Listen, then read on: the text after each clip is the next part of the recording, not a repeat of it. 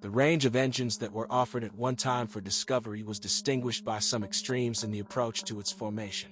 On the one hand, it included a 2.0-liter four-cylinder gasoline engine and a 2.5-liter turbo diesel that were clearly rather weak for a bulky off-road. And if you needed a little better dynamics, you had to choose an 8-cylinder petrol V8 with a volume of 3.5 or 3.9 liters.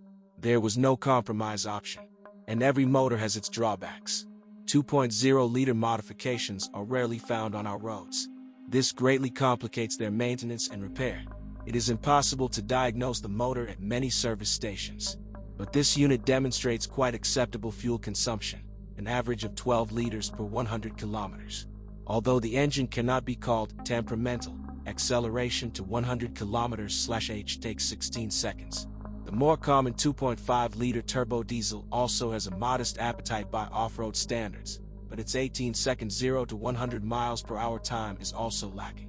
Any serious problems for this motor are not typical. A more powerful V8 engine, with some changes, migrated to the Discovery from the respectable Range Rover. The reverse side of the coin in this case is high fuel consumption, 25 liters per 100 kilometers in urban areas. The engine has a rather archaic design, a lower camshaft and valve actuation using rods. This mechanism in this case has a characteristic disease, camshaft play after 100 to 150,000 kilometers. Ignoring the elimination of this problem leads to a breakdown of the entire gas distribution mechanism, the restoration of which will take about $2,000. It would be useful to check the condition of the timing chain, which does not have a tensioner and stretches over time, which can lead to instability in the operation of the power unit. But because of the special, albeit outdated, design, this motor is not afraid of water hammer when storming water barriers. The Land Rover Discovery's transmission is the best suited for off-road driving.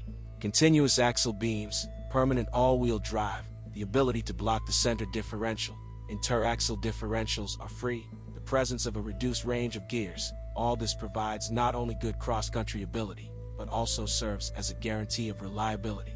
So, there are no front-wheel drive couplings that cause problems on other off-road couplings. For serious off-road potential, Land Rover Discovery is mainly appreciated by its owners. But do not lose vigilance. Firstly, knuckles require close attention, which, when the car is actively used outside paved roads, often receive mechanical damage. Accordingly, the anthers and the fist seal are destroyed. The result of dirt getting inside the bridge is not difficult to predict. You can ruin not only the axle shafts, $200, but also the gearbox, which, together with the differential, will pull several $1,000s. The cost to replace a damaged knuckle is about $150. ZF automatic transmissions, which, as a rule, were equipped with powerful 8-cylinder versions, are practically hassle-free. But the service workers have complaints about the 5-speed mechanics, especially to the option that was installed on the Discovery after 1994. A serious advantage of this unit is the reverse gear synchronizer, which makes it easier to move off-road. But after a run of 100,000 kilometers, the box may begin to crumble. First of all, the synchronizers of the second gear fail. Thanks to the dependent suspension, the Discovery undercarriage is distinguished by enviable reliability. 60 to 80,000 kilometers, this is the average suspension maintenance interval.